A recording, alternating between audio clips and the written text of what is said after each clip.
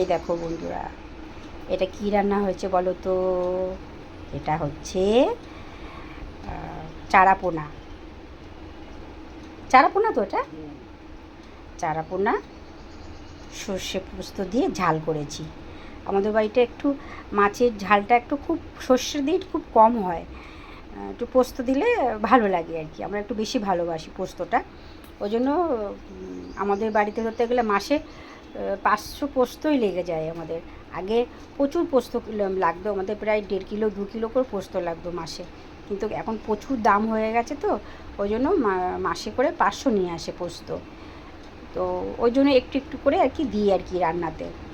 কিন্তু এবছরে আমাদের একটু পোস্ত বেশি খাওয়া হয়ে গেছে, কেননা আমার শ্বশুরমশাই কাকা শ্বশুর গত হয়েছিলেন তো তখন তো আমরা এটা ওটা খেতে পারবো না, ওই জন্য প্রচুর পোস্ত খাওয়া হয়ে গেছে। তো এখনও আছে পোস্তটা, 500 পোস্ত নিয়ে এসেছিলেন আমার কর্তামশাই, এখনও অল্প একটু আছে। তো ওই জন্য একটু সর্ষে পোস্ত দিয়ে রান্না করেছি, খেতে ভীষণ টেস্ট লাগে, তোমরা খেয়ে দেখবে বন্ধুরা। একটু সর্ষে পোস্ত কাঁচা লঙ্কা দিয়ে পেস্ট করে নিয়েছি, নিয়ে মাছ ভাজছি, মাছ ভাজতে ভাজতে মাছের তেলের মধ্যেই আমি একটু কালো জিরে ফোড়ন দিয়েছি, দিয়ে তারপরেতে এই হয়ে গেছে, তখন আমি সর্ষে পোস্তটা জল দিয়ে ভালো করে ধুয়ে আমি দিয়ে দিয়েছি, নুন দিয়েছি, হলুদ দিয়েছি। যখন ভালো করে বেশ ফুটতে ফুটতে হয়ে গেছে, নাড়াচাড়া করতে করতে ওপর থেকে ধনেপাতা ছড়িয়ে দিয়ে নাড়াচাড়া করে নামিয়ে দিয়েছি।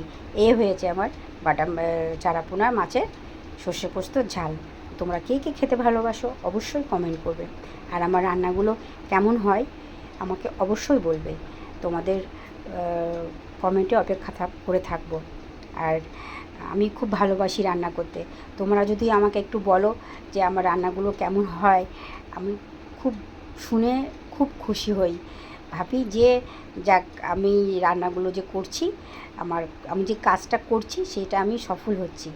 তো তোমরা আমার এইভাবে পাশে থেকো বন্ধুরা। টাটা বাই বাই, খুব ভালো থেকো গো।